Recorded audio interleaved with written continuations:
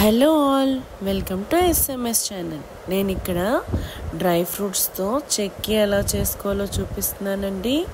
Dry fruits చాలా healthy కదా. ఈ విధంగా మనం పిల్లలకి ఇస్తే చాలా హెల్దీగా ఉంటారండి. మనం ముందుగా డ్రై ఫ్రూట్స్ అన్నీ ఫ్రై చేసి పక్కన పెట్టుకున్నానండి. నేను ఇక్కడ పాకం రెడీ చేసుకుంటున్నాను.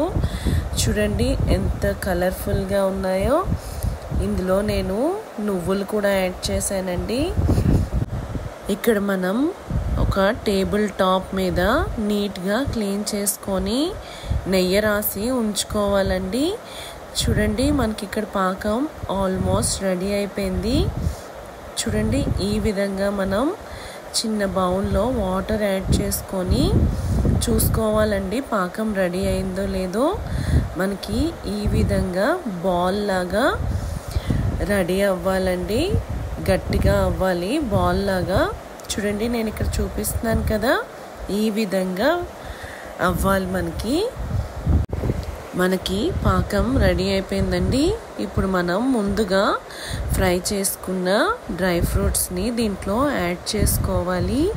నేను ఇందులో సన్ఫ్లవర్ సీడ్స్, ఇంకా గుమ్మడి గింజలు, ఇంకా నువ్వులు కూడా యాడ్ చేసుకున్నానండి. డ్రై ఫ్రూట్స్ బాదం పప్పు, పిస్తా పప్పు, ఇంకా జీడిపప్పు. మనకి కావాలంటే బ్రెయిన్ కూడా యాడ్ చేసుకోవచ్చండి, అక్రూట్. అది యాడ్ చేసినా కూడా బాగుంటుంది. డ్రై ఫ్రూట్స్ యాడ్ చేసుకున్న తర్వాత ఒకసారి బాగా ఈ విధంగా కలుపుకోవాలండి. ఇప్పుడు మనం ముందుగా నెయ్యి రాసి పెట్టుకున్నాం కదండి టేబుల్ టాప్ మీద, అక్కడ మనం ఈ డ్రై ఫ్రూట్స్ మిశ్రమాన్ని వేసుకొని చల్లారనివ్వాలండి. ఈ విధంగా మనం క్యూబ్స్లా కట్ చేసుకోవాలి కదా, ఇలా స్ప్రెడ్ చేసుకొని చల్లారబెట్టుకోవాలి. చూడండి ఇక్కడ ఏ విధంగా చేస్తున్నామో ఇలా చేసుకోవాలండి. మనకి చపాతీల కర్ర ఉన్నా కూడా దాంతో మనం చేసుకోవచ్చు. చూడండి ఎంత కలర్ఫుల్గా తినాలనిపిస్తుంది కదా. చాలా హెల్తీ స్నాక్ అండి ఇది. మనం పీసెస్ని ఈ విధంగా కట్ చేసుకోవాలండి. కొంచెం వేడి మీదే కట్ చేయాలి, చల్లగా అయిపోతే మనకి గట్టిగా అయిపోతుంది కదా చెక్కీలాగా, అప్పుడు కట్ చేసుకోవడం కష్టం అవుతుందండి.